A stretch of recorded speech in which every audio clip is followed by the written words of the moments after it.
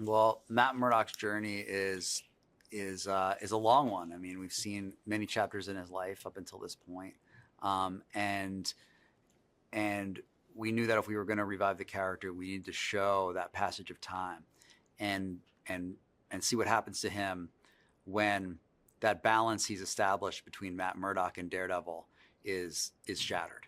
When those pressures come to bear, and he can no longer balance those two sides of his personality, what erupts in the aftermath? Well, it's funny, since we began creating content for Disney Plus, we've actually been able to push those boundaries further and further. Um, Disney Plus as a service is something that's now includes FX content and Hulu content. We made a TVMA show last year, a show called Echo, and really there haven't been any limiters put on us in terms of just telling the just telling being able to tell the best story we possibly can. You know, there we can be as violent or as intense as we need to be, as long as it's telling the best story.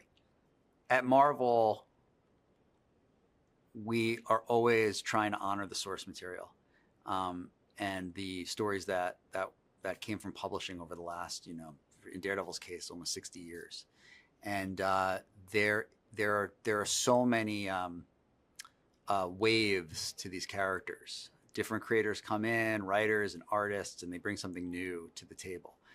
And then we also, in this case, have the benefit of the original series, and seeing how those writers and also those performers, Matt's portrayal of, Charlie's portrayal of Matt, and Vince's portrayal of Fisk, they have become icons. And so we just look to what came before and are able to hopefully honor that, and bring it into its next step in its evolution. We find Matt living an ideal life. He's got a law firm with his two best friends, Foggy Nelson, Karen Page. He is also still a vigilante, still a street-based superhero, looking out for the little guy, and things they feel balanced and good for him. At the same time, we find Wilson Fisk having gone through a transformative experience. He's starting to think about his legacy more. It's no longer enough for him to feed his ego with money. He now wants to build something that outlasts him. And he loves New York, and he feels like he's the person that can protect the city from its evil forces, even if that means doing it with a strong hand. Those two forces come to bear, and both men realize it's not quite so simple. You can't just lock your shadow self in a box. It's going to come out. And the longer they try to hide from who they really are, the more pressure comes to bear until eventually it explodes. I think that Charlie is, his performance it draws you in.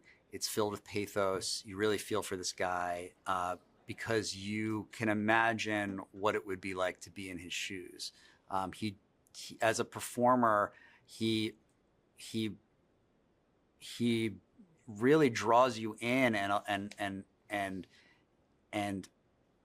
allows you to imagine like what it would be like to make those moral decisions that he's constantly wrestling with. Vincent he transforms into Kingpin, fully. I mean, his energy as Wilson Fisk is very different than his energy as Vincent D'Onofrio. It's sometimes it's like being in the presence of the fictional character when you're around him. Fisk, he is unethical, he is amoral, but he is truthful. He's a wolf in wolf's clothing. He tells it like it is, and he really loves New York, and he believes he can be a great mayor. His history is his problem. He has left bodies in his wake, and it's not so simple to turn around and decide you're going to be a functioning member of society after you've done so much evil in the past. Muse is a serial killer and an artist who uses his victim's blood as part of his medium. It's as horrifying as it sounds, and it is something that puts the entire city on edge. So while you have these two men, Matt Murdock and Wilson Fisk, trying to not indulge their shadow selves, you have this serial killer out there filling the city itself with fear, and he is a catalyst to forcing Matt Murdock towards his Daredevil side and forcing Wilson Fisk towards his Kingpin side. I think there's lots of surprises along the way. What I hope people take away from it is